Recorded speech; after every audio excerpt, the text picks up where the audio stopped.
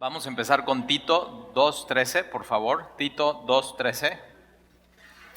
Tito lo vas a encontrar donde están todas las T's. Primera de Tesalonicenses, segunda de Tesalonicenses. Hoy vamos a estar también en segunda de Tesalonicenses. Entonces, si tienes separador tu Biblia, ahí lo puedes acomodar.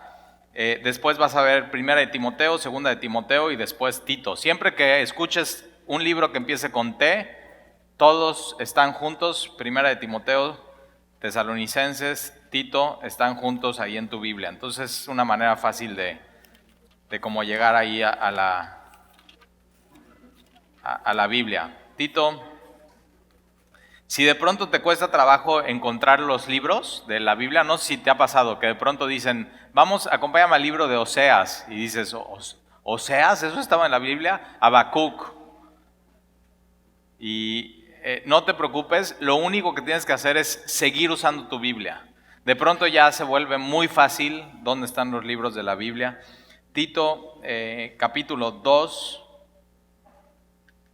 Y vamos a hablar del rapto de la iglesia.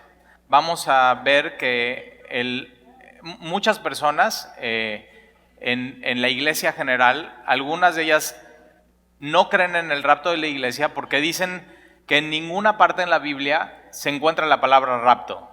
Es decir, si tú vas a un buscador bíblico y pones en la lupita rapto, no vas a encontrar en la Biblia esta palabra, pero tampoco vas a encontrar, por ejemplo, la palabra Trinidad.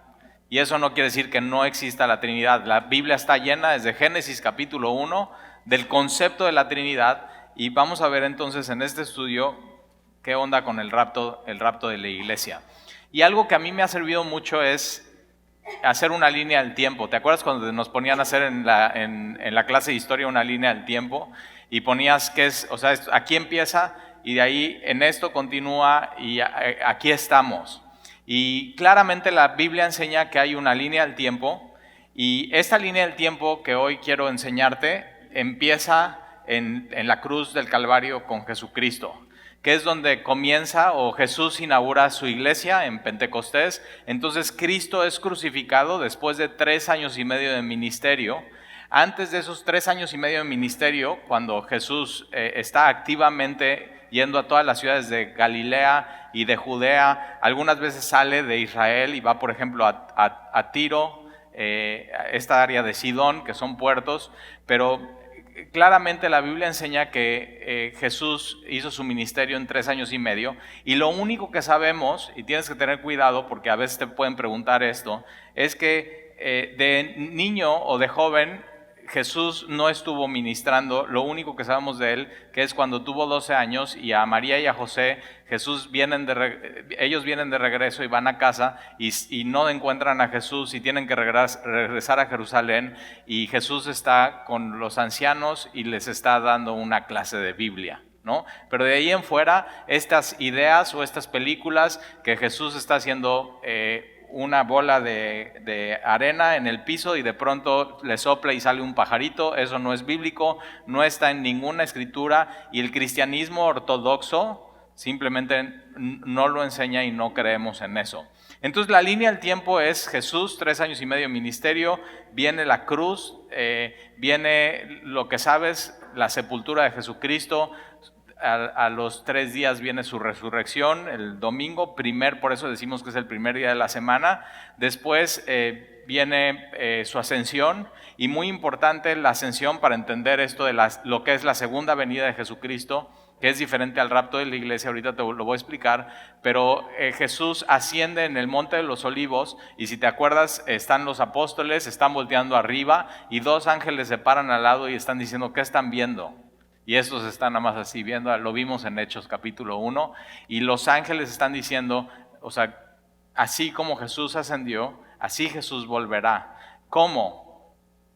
Con su cuerpo resucitado, así Jesús volverá. Entonces un día va a venir y va a poner sus pies en el mismo lugar donde Él ascendió, que es el Monte de los Olivos. Ahorita lo vamos a ver en una profecía de Zacarías en el Antiguo Testamento. Pero entonces tienes la ascensión, Jesús asciende, está sentado a la derecha del Padre, y viene la época que le llamamos la era de la iglesia, o la época de la iglesia, o la época de gracia. Tú y yo nos encontramos en esa era, en esa época de la iglesia, la era de gracia, y después de eso lo que sigue viene el rapto de la iglesia. Entonces, lo que sigue para ti y para mí en la agenda de Dios es el rapto de la iglesia. Ninguna profecía se tiene que cumplir para que esto suceda. Todas las profecías ya se cumplieron para lo que viene para ti y para mí, que es el rapto de la iglesia. Después del rapto de la iglesia, ahorita vamos a ver qué significa eso del rapto de la iglesia, viene lo que has escuchado que se llama la gran tribulación. Jesús dice en Mateo 24 que es una tribulación como nunca antes se ha visto y como nunca antes habrá. Algunas personas dicen que ya estamos en la tribulación y yo no veo esas señales que hay en la Biblia, pero es una tribulación que, créeme, no quieres estar ahí. Entonces se dividen en 3 años y medio, eso lo vimos en nuestro estudio de Apocalipsis, y después de la gran tribulación tienes lo que se llama la segunda venida de Jesús. Muy importante no confundir el rapto de la iglesia con la segunda venida de Jesús. En el rapto de la iglesia no todo ojo le verá, va a ser y es específicamente para la iglesia esta agenda de Dios, pero en la segunda venida Jesús va a venir en cuerpo como ascendió y todo ojo le verá, y vamos a ver a qué va a venir Jesús a su segunda venida. Después de su segunda venida es lo que sigue en la línea del tiempo de Dios, es el reino de 1000 años, no sé si lo has escuchado, el reino milenario. Y eso es que Jesús viene no por su iglesia, que eso es el rapto, sino viene con su iglesia a esta tierra, y Jesús viene a establecer su reino y vamos a estar nosotros ahí con Él. Ahorita vamos a ver de qué se trata eso. La Biblia en el tema de los 1000 años no dice mucho, pero yo creo que va a ser muy padre estar con Jesús reinando. Y después viene en la línea del tiempo de Dios lo que se llama en la Biblia el fin. Eso termina con el día del Señor, que es el juicio final del gran trono blanco, donde Jesús se va a sentar a los que no creyeron en Él, los que no pusieron su esperanza en Él, a juzgarlos, y simplemente viene la eternidad. Déjame te repito un poco esta línea, y si quieres y tienes pluma, ahí te va. La cruz, lo que sigue para nosotros es el rapto de la iglesia, que también la Biblia le llama la primera resurrección. Ahorita vas a ver por qué. Y todo esto te lo voy a explicar con la Biblia, entonces no te preocupes. La cruz, rapto de la iglesia, tribulación por 7 años, la segunda venida de Jesús, el reino de 1000 años, y después el fin, que se llama la segunda resurrección. ¿Ok? Otra vez, la cruz, lo que sigue es el rapto de la iglesia, que la Biblia le llama la primera resurrección también. Después viene la gran tribulación, que son un tiempo de 7 años de gran tribulación. Después viene la segunda venida de Jesús. Después viene el reino de 1000 años. Y después viene el fin, el gran trono blanco, el día del Señor, que se llama la segunda resurrección. ¿Ok? ¿Quieres saber cómo? Vamos a empezar de atrás. ¿Quieres saber cómo termina esta tierra? Mira, vamos por favor a 2 de Pedro. Y no sé tú, pero yo de chiquito, con todo este tema de Irak y de Irán y de todas las armas nucleares, ¿te acuerdas cuando había esto de que el mundo se va a acabar ya? Y va a haber una guerra entre Estados Unidos y el Medio Oriente, y no solamente eso, sino Rusia tiene armas nucleares y está, lleno de armas de destrucción, y China tiene uno de los ejércitos más grandes del mundo y también tiene armas nucleares, y de pronto uno como que le hacía el feo al otro, y las noticias decían posiblemente ya viene la Tercera Guerra Mundial, y nada más te puedes imaginar qué sucederá en esa Tercera Guerra Mundial. A mí me daba mucho miedo el pensar que nosotros como mexicanos al grito de guerra, viniera una guerra mundial y nosotros no tuviéramos cómo defendernos, no tuviéramos armas nucleares, y, ¿qué hacemos? No tenemos ni hoyos para protegernos. ¿Qué harías en caso de una guerra mundial? Y de pronto sí, o sea, me quitaba el sueño y estaba pensando, ¿qué va a pasar si viene una guerra mundial? Y te imaginas, o sea, destrucción masiva. Si has visto videos de Hiroshima, o sea, es terrible lo que sucede y cómo sucede. Ahora imagínate todo el mundo aventando sus bombas nucleares a todo el mundo con una destrucción masiva, con la potencia que hoy se tiene de estas armas de destrucción masiva. Y después leí este versículo y me di cuenta que el mundo no va a terminar con una guerra nuclear.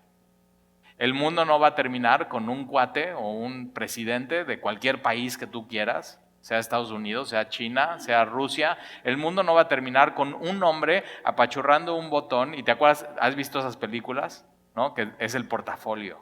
Y siempre es color gris plata. Y tiene así las llaves y abres el portafolio y pásenme la tarjeta y meten la tarjeta. O sea, ves todas esas. Y ya nada más o sea, es apachurrar ese botón rojo y se acabó el mundo. Tienes que saber que el fin del mundo, la Biblia enseña que no se va a acabar porque un hombre vaya a apachurrar el botón rojo del maletín gris plata, si no es porque Dios apachurra ese botón y el mundo como lo conocemos pasa. ¿Te acuerdas lo que Jesús dijo?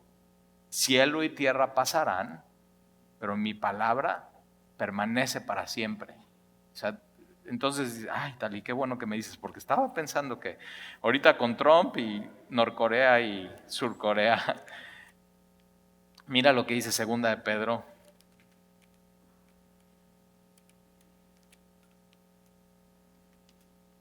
Capítulo 3. Y vamos a leer desde el versículo 9. Dice, el Señor no retarda su promesa. Una de las cosas que Jesús dice en Apocalipsis 20, es una de las últimas cosas que dice en la Biblia. Jesús dice, he aquí vengo pronto. Y algunas personas dicen, bueno, es que eso lo dijo hace 2000 años, como que ya se tardó, ¿no? Pero Jesús dijo, o sea, mi venida va a ser y va a ser expedita, en un momento donde nadie esté esperando, donde nadie se imagine, he aquí, vengo pronto. Y algunas personas en el primer siglo estaban diciendo, no, o sea, no viene, o sea, ya, como que ya se tardó. Y tienes que saber que Dios no se tarda, Dios tiene su tiempo específico. Y segunda de Pedro capítulo 3, versículo 9 dice, el Señor no retarda su promesa, según algunos la tienen por tardanza, sino que es paciente para con nosotros, no queriendo que ninguno perezca, sino que todos procedan al arrepentimiento. Y nada más déjame te hago esta pregunta. ¿Qué hubiera pasado si hace 5 años Jesús viene? ¿Serías cristiano? ¿O 10? ¿15? Y entonces dices, no, pues qué bueno que se tardó tantito.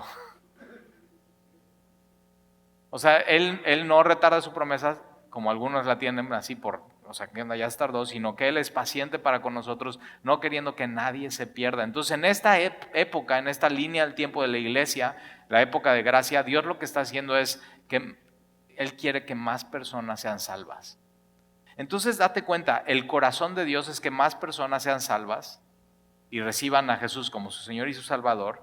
No es un asunto de Dios, es un asunto del hombre que no quiere ser salvo, que simplemente no quiere creer, que simplemente rechaza la palabra de Dios y no se quieren arrepentir. Dios quiere que todos sean salvos y Dios quiere que todos procedan al arrepentimiento, pero hay gente que ama más su pecado y sus obras y no quiere arrepentirse y no quiere seguir a Jesucristo. Pero mira lo que dice versículo 10. Pero el día del Señor vendrá como ladrón en la noche, en el cual los cielos pasarán con grande estruendo y los elementos ardiendo serán deshechos. Una vez ya fue destruida la tierra, ¿te acuerdas cómo fue? Génesis, ¿cómo? Inundación, fue con agua. ¿Okay? Eso el Señor ya lo hizo y solamente encontró gracia a Noé junto con 8 más. Pero aquí el fin, fíjate, es ardiendo.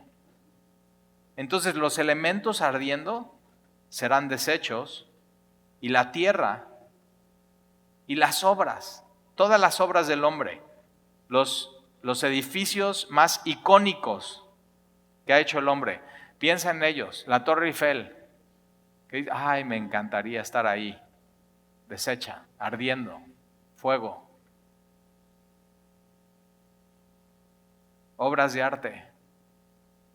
Hay gente que le gusta mucho los relojes, automóviles, bienes raíces, casas, estadios enteros de fútbol, soccer, fútbol americano, empresas, inversiones, todo, mira, todas las obras que hay en ellas serán quemadas. Así va a terminar el mundo. El botón no lo va a apretar un presidente que diga ya guerra nuclear. El botón del final lo va a presionar aquel que inició todo en Génesis capítulo 1. Es el mismo, es el Dios soberano, creador del cielo y de la tierra. Cielo y tierra pasarán, pero mi palabra no pasará. Y entonces, estate tranquilo, no habrá una guerra así nuclear y mundial. Pero sí hay algo que se llama la tribulación. Y mira, vamos a Apocalipsis, allá adelantito, es el último libro, 20. Y acuérdate, estamos de atrás, ahorita estamos hasta atrás, el fin. Así va a ser el fin del mundo, ¿ok? No va a ser en un diluvio. Chécate, no va a ser en un terremoto. Hay gente que dice, no, ya el fin del mundo es cuando haya un terremoto. No, va a ser, en la gran tribulación habrá terremotos, habrá inundaciones, pero el fin del mundo va a ser Dios simplemente pasando todos los elementos y todas las obras, todo. Y hablar de estas cosas nos da perspectiva a no amar las cosas de este mundo, a no aferrarnos a ellas y a ponerle una prioridad a las cosas y una perspectiva. Porque entonces dices, bueno, me he pasado toda mi vida construyendo este negocio o este proyecto o siempre he soñado con esta casa o tener este coche y de pronto cuando te das cuenta, bueno, en el fin del mundo todo arderá, dices, bueno, pues entonces ya me quedo con mi bocho. Pero te da perspectiva para vivir tu vida.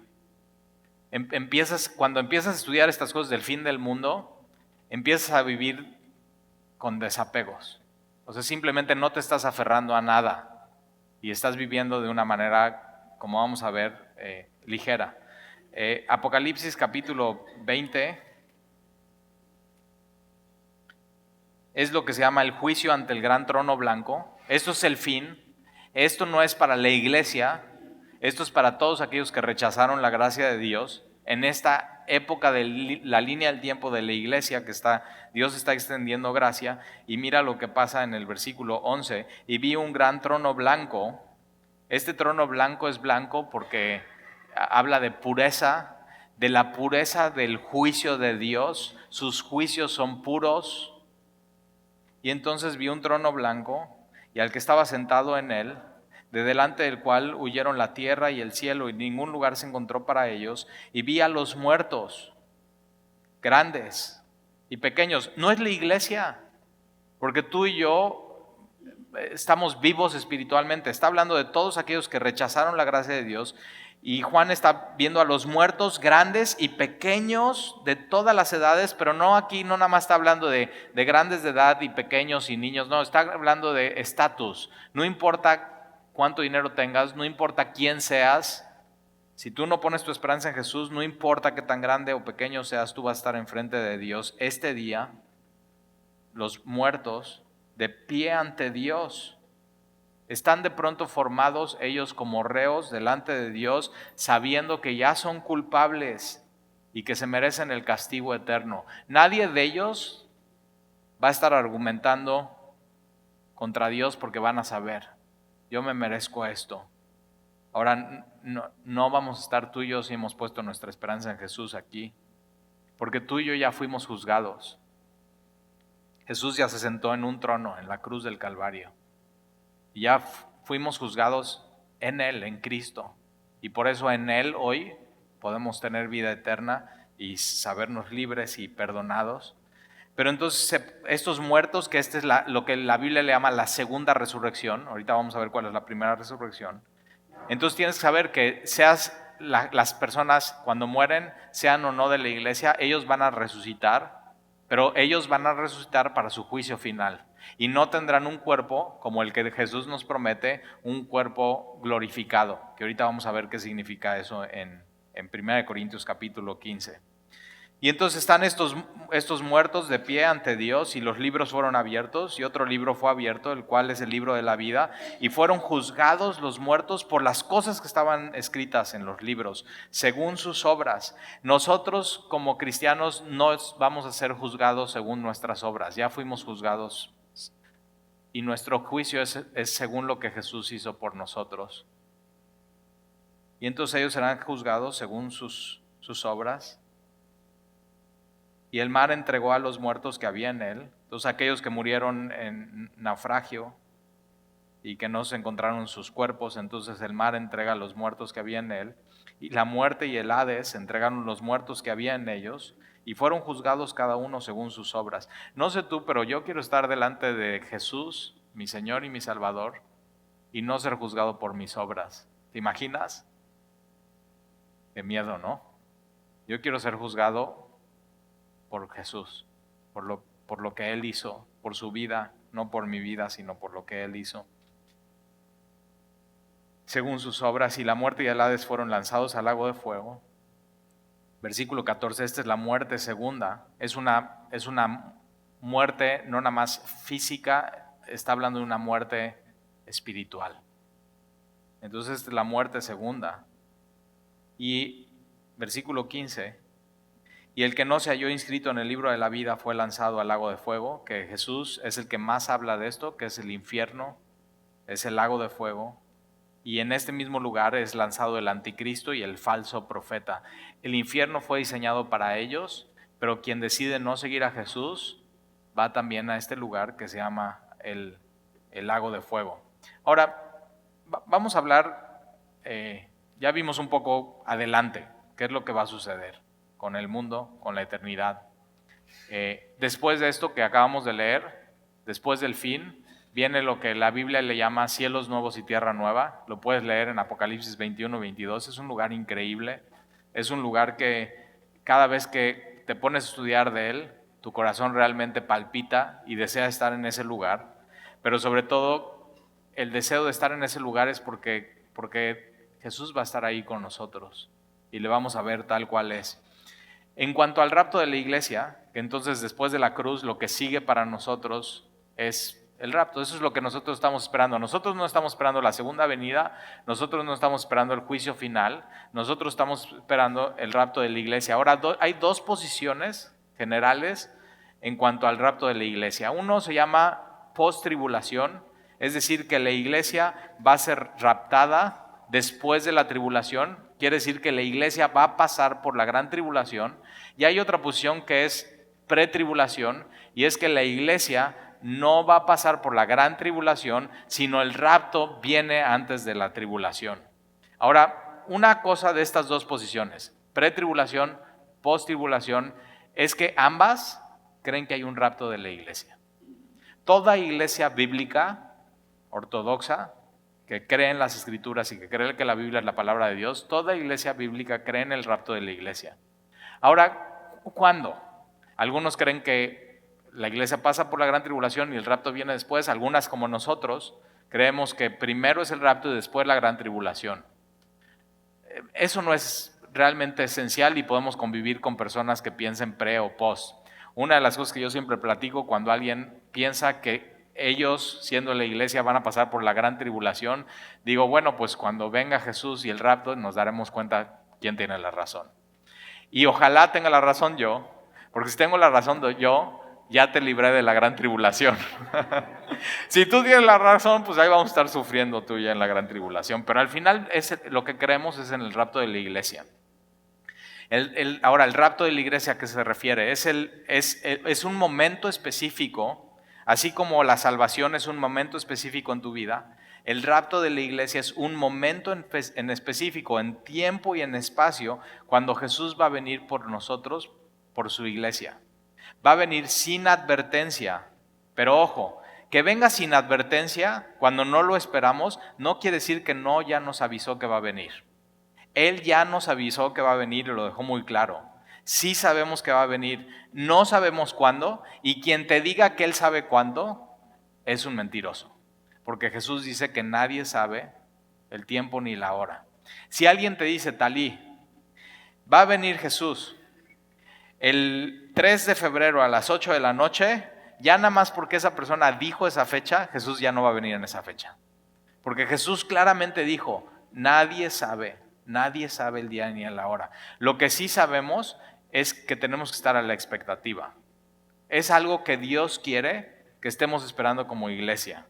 Entonces el rapto se refiere al momento cuando Jesús va a venir por su iglesia y nos va a llevar para estar con Él y nos va a sacar de esta tierra. Una de las cosas que me gusta del rapto es que entonces el rapto será la solución a todos los problemas de los cristianos. O sea, piénsalo por un momento. O sea, hay gente que toda la vida en su caminar con Cristo tiene problemas financieros. Y nada más no sale el hoyo. O hay gente que toda su vida tiene problemas con su matrimonio y nada más no mejora su matrimonio, Ok, el rapto de la iglesia, ya. O sea, es el momento que Jesús viene por nosotros y pasa algo increíble.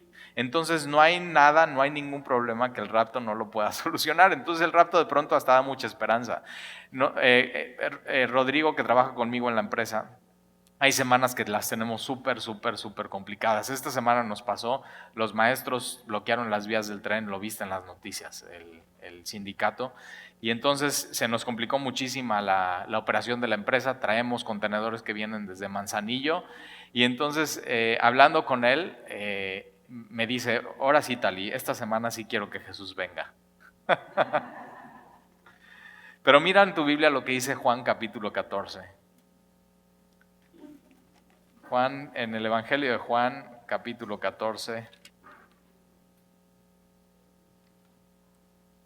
Entonces, cuando se te complique mucho la vida, ya sabes qué decir. Juan capítulo 14. Piensa en esto, si debes en tus tarjetas de crédito y el Señor viene, ya no las vas a tener que pagar. Pero mejor no te arriesgues y no gastes. Juan capítulo 14. Jesús les está hablando a sus discípulos. Jesús está hablando de la cruz, Jesús está hablando de la negación de Pedro. Jesús está hablando que Él va a ir a la cruz. Y Jesús conoce el corazón de sus discípulos. Y mira lo que les dice en el versículo 1, no se turbe vuestro corazón. Tienes que saber esto, Jesús sabe lo que hay en tu corazón. Jesús sabe cuando, esta palabra turbe su corazón es turbulencia. Nunca en tu vida has tenido una turbulencia, así que sientes, o sea, si mi vida fuera un avión y me agarra esta turbulencia, seguro caigo y acuatizo. O sea, y Jesús sabe cada vez que vivimos eso en nuestra vida, y Jesús sabe que eso estaba pasando por el corazón de sus discípulos y les dice, no se turbe vuestro corazón, creéis en Dios, creed también en mí. En la casa de mi Padre muchas moradas hay. Si así no fuera, yo os lo hubiera dicho. Voy pues a preparar lugar para vosotros. Y si me fuere y os preparare el lugar, vendré otra vez. Subrayas en tu Biblia, vendré otra vez. Eso está hablando del rapto de la iglesia. Él vendrá otra vez. Es un mensaje que se repite y una y otra vez en la Biblia. Y Jesús promete, voy a venir otra vez y os tomaré a mí mismo. Eso es el rapto. Jesús viene por nosotros, nos va a tomar para Él mismo, para que donde yo estoy, dice Jesús, vosotros también estéis. Y sabéis a dónde voy, y sabéis el camino. Y le dijo Tomás, Señor, no sabemos a dónde vas, ¿cómo pues podemos saber el camino? Y Jesús dijo, yo soy el camino, la verdad y la vida. Nadie viene al Padre si no es por mí. Ahora, una cosa muy importante, lo único que necesitas para ser parte del rapto es saber que Jesús es el único camino al Padre. Pero aquí está su promesa. Él viene y nos va a tomar a Él mismo, para que donde Él esté, nosotros también estemos. Y nunca más nos separemos de Él. Esa es una gran promesa. Yo deseo ese día que Jesús venga por nosotros como iglesia Y ahorita vamos a ver cómo, o sea, la Biblia da exactamente cómo viene, cómo va a ser, para que tu corazón lo esté esperando. Ahora vamos a 1 Corintios, ahí adelantito, después de Hechos, está Romanos y después 1 Corintios capítulo 15, y está hablando del Evangelio, está hablando de la resurrección de Jesucristo. 1 Corintios capítulo 15, versículo 51.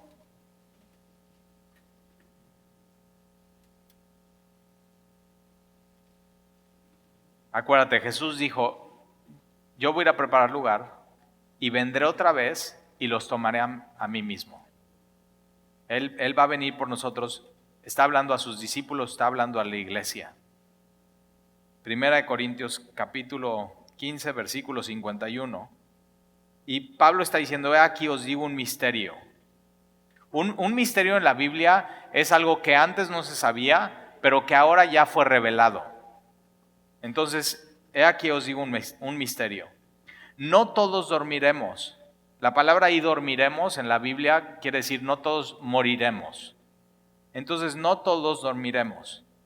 Pero todos, hablando a la iglesia, seremos transformados. Esto va a pasar en el rapto de la iglesia. Todos seremos transformados. Ahora, ¿cómo va a pasar? Versículo 52. En un momento, en un abrir y cerrar de ojos.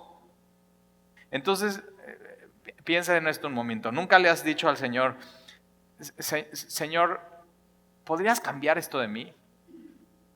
O sea, estoy batallando con esto y con esto y con esto y nada más, Señor, ¿puedes cambiar esto de mí? Y a veces no te has dado cuenta que el cambio es muy lento. O sea, que Dios es de gloria en gloria y la palabra te está transformando y la oración te está transformando, pero a veces es muy, muy lento. Pero date cuenta, de pronto a veces Dios hace el cambio lento, pero que ni siquiera te das cuenta y de pronto un año después dices, oye, ya me di cuenta que ya no estoy batallando con esto. ¿Nunca te ha pasado eso? Ya no soy el mismo que el año pasado. Y entonces toda la gloria se la lleva a Dios. Y te das cuenta, esto es de Dios, simplemente esto es de Dios. Ahora piensa en esto, esta transformación va a ser en un momento, es metamorfosis. ¿Has visto cómo un capullito se convierte en una mariposa? Es esta misma palabra, metamorfosis. Y tú y yo en un momento, hoy en día somos como ese capullito, algunos más bonitos que otros, pero en el rapto de la iglesia, en un momento, en un abrir y cerrar de ojos, seremos transformados. Eso es el rapto de la iglesia. A mí me da mucha esperanza eso, porque de pronto eso que batallo y que batallo, que batallo y que batallo, así, hazme un favor, abre y cierra los ojos. Eso, ya. O sea, ¿no te da mucha esperanza que eso nos vaya a suceder como iglesia?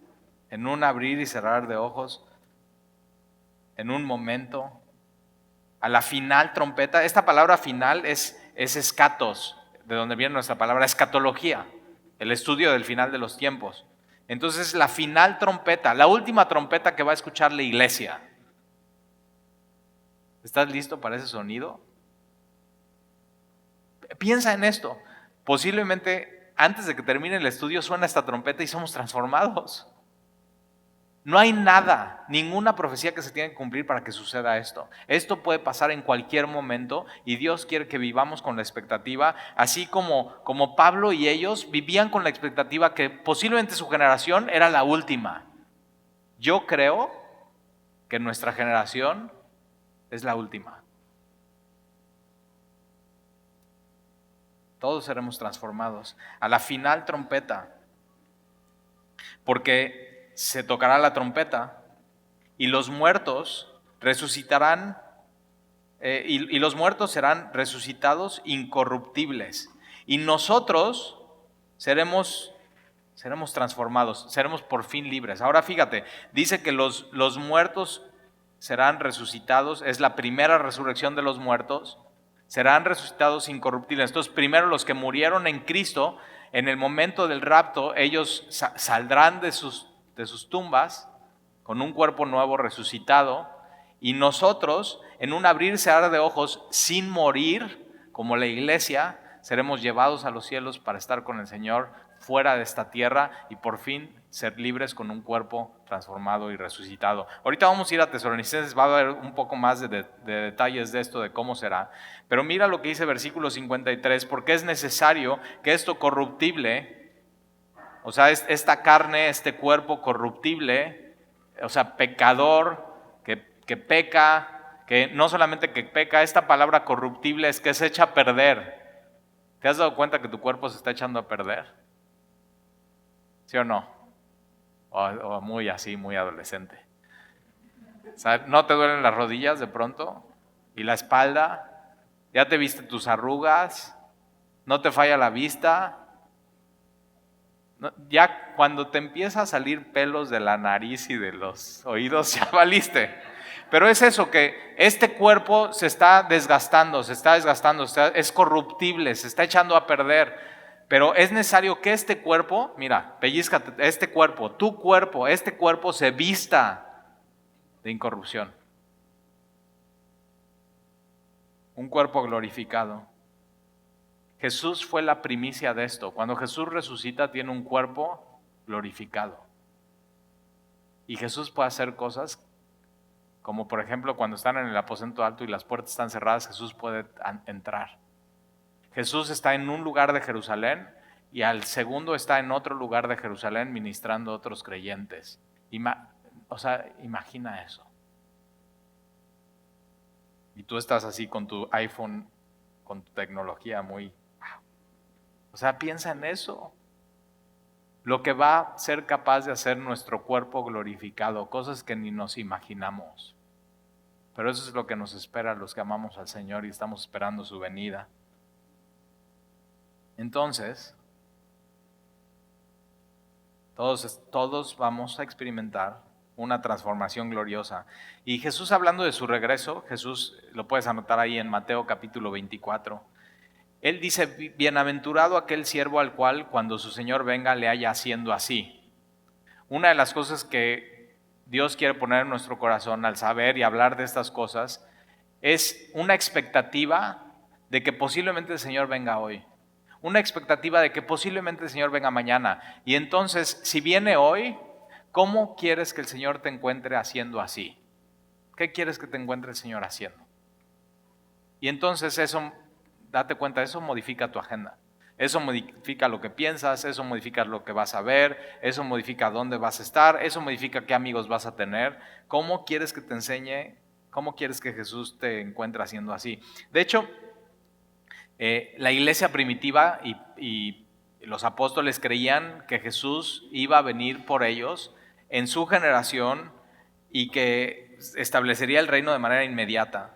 Y por eso en el primer capítulo de Hechos, los discípulos le preguntan al Señor, Señor, ¿restaurarás el reino de Israel en este tiempo? Y Jesús les responde, no les toca a ustedes saber los tiempos o las sazones que el Padre puso por su sola potestad, pero lo que sí les toca saber es que recibirán poder cuando haya venido sobre ustedes el Espíritu Santo.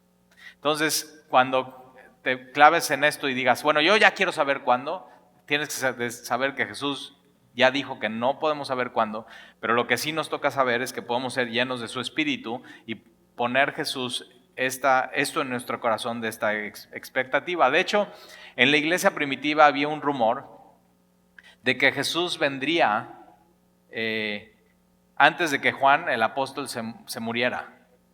Y posiblemente lo has leído en el Evangelio de Juan. Entonces imagínate, cada vez que Juan se hacía más viejito, decían, ya viene el Señor. Y cada vez que Juan se enfermaba de algo, ellos se emocionaban y se alegraban, no por la enfermedad de Juan, sino porque pensaban, ya viene Jesús pronto. Y entonces, de hecho, Juan, el apóstol, en su evangelio, en Juan 21, dice que, y aclara ese rumor cuando, acuérdate, Jesús le dice, vas a morir de esta manera, vas a morir de edad adulta y vas a morir crucificado. Y Pedro, ya lo conoces, era joven, se voltea y le dice, ¿y qué de este? Hablando de Juan.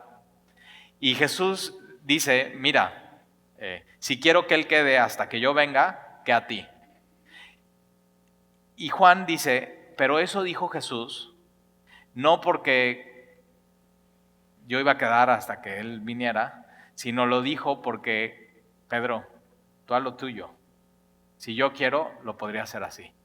Entonces vemos que ellos como apóstoles del primer siglo tienen esta expectativa. Ahora mira, Primera de Tesalonicenses, y esta es una cita muy importante, Primera de Tesalonicenses.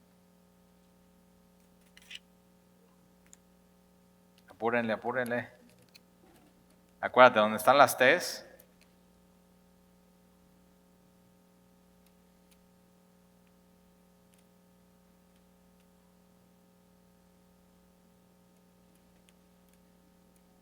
Primera de Tesalonicenses, capítulo 4.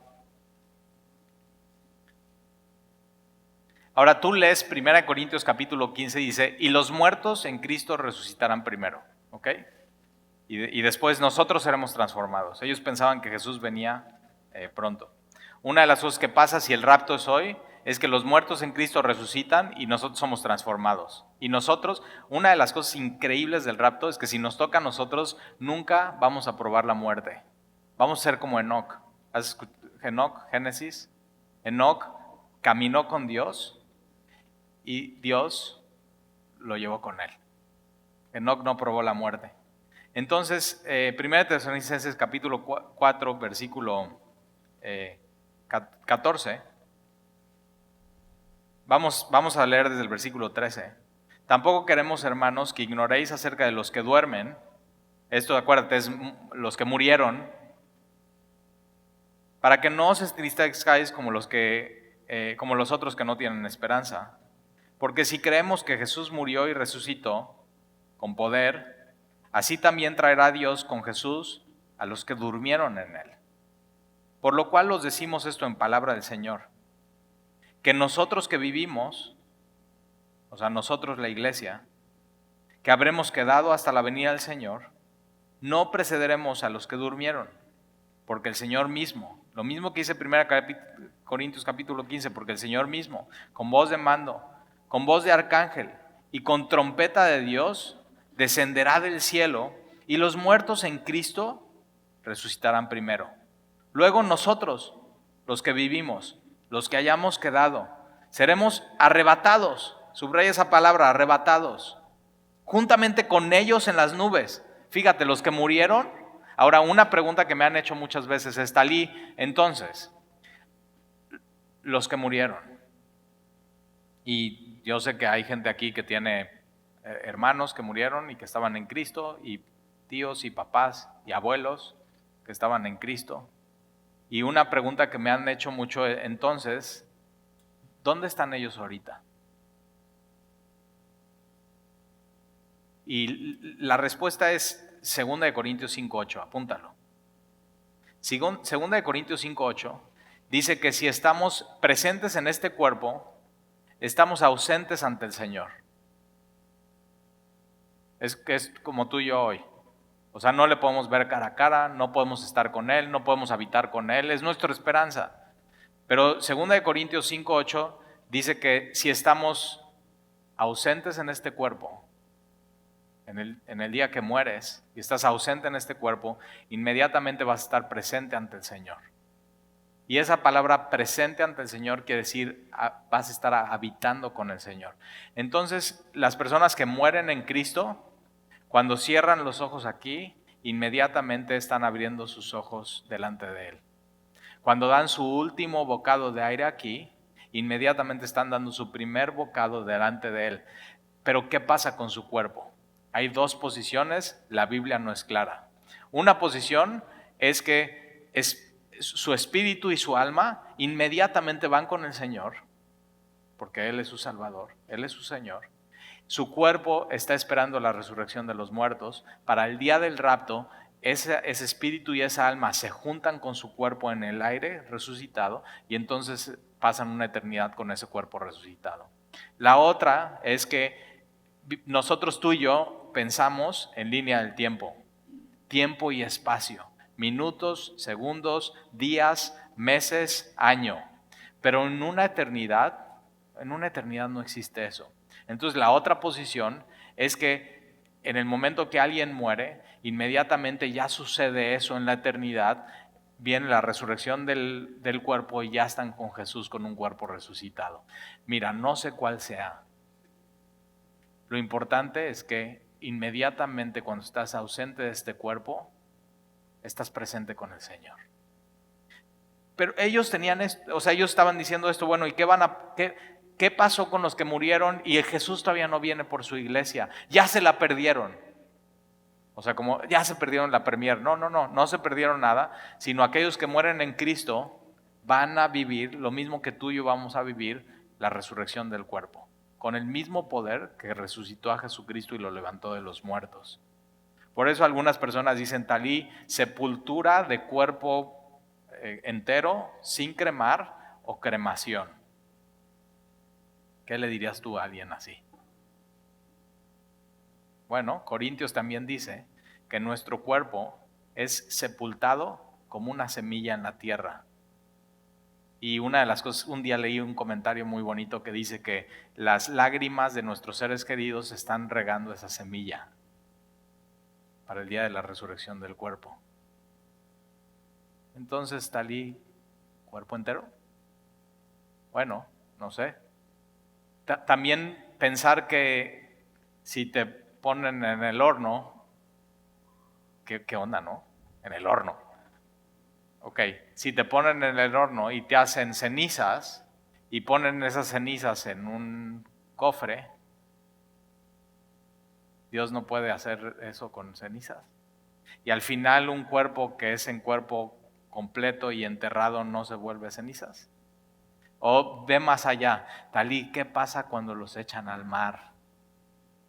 ¿Nunca te ha pasado eso de que, ay, no, le encantaba el mar y las cenizas al mar? ¿Okay? El año pasado fui a hacer un funeral en el mar. Y ahí estamos tocando la guitarra y las olas y la familia, pues fue un momento bonito pero triste y estaba echando las cenizas al mar. Se necesita un permiso especial, ¿eh? Y yo no sabía. Pero yo no las eché.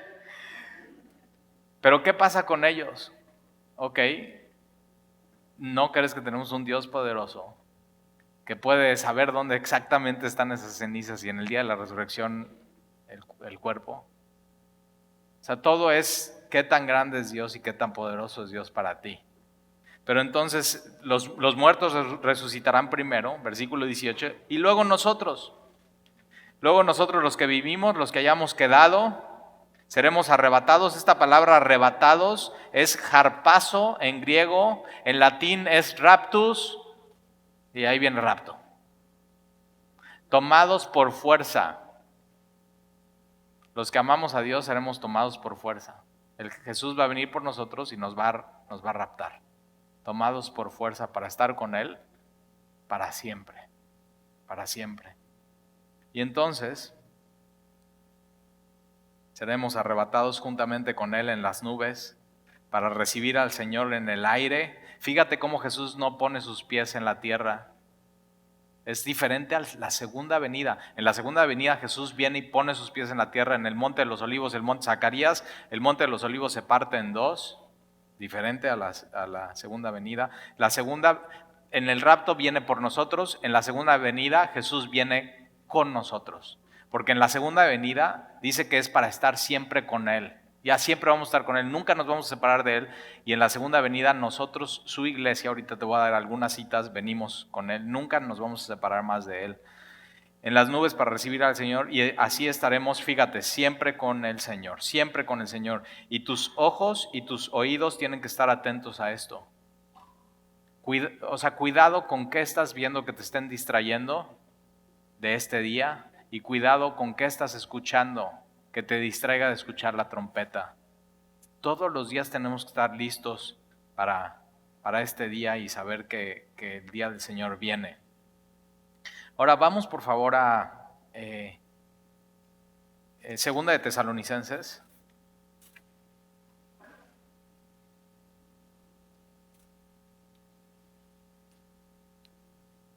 Es más, vamos por favor vamos a Romanos antes de ir a Tesalonicenses. Y con 2 citas más vamos a terminar para ir a la última conferencia. Ahora, ¿por qué nosotros creemos, después de ver qué es el rapto, por qué nosotros creemos que la iglesia no va a pasar por la gran tribulación? Hay personas que creen que la iglesia va a pasar por la gran tribulación. Nosotros creemos que no vamos a pasar por la gran tribulación. Y una de las citas es Romanos 5:9. Es más, vamos a Romanos 5:8. Romanos 5:8 dice, mas Dios muestra su amor para con nosotros. Qué hermoso versículo, mira. En que siendo aún pecadores, Cristo murió por nosotros. Entonces, si Cristo murió por nosotros, Él tomó nuestro lugar, Él fue enjuiciado por nosotros. Cuando Cristo muere por nosotros, la ira de Dios es derramada por completo en Él en la cruz. Somos justificados.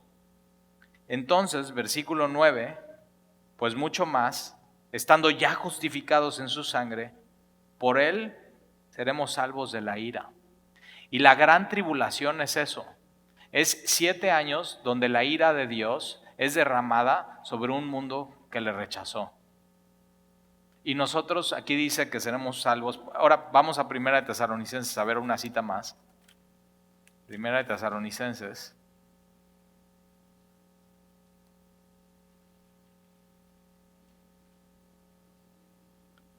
Primera de Tesalonicenses 5. Y esta es otra de las citas por las cuales nosotros creemos que la iglesia no va a pasar por la gran tribulación. Ahora, hay cristianos que dicen, no, sí va a pasar por la gran tribulación. Y yo digo, ¿para qué quieres pasar por la gran tribulación? O sea, no inventes. Primera de Tesalonicenses 5:9. Mira este versículo. Este es el versículo más claro en cuanto a esto. Porque no nos ha puesto Dios para ira. La gran tribulación es la ira de Dios cayendo sobre un mundo pecador.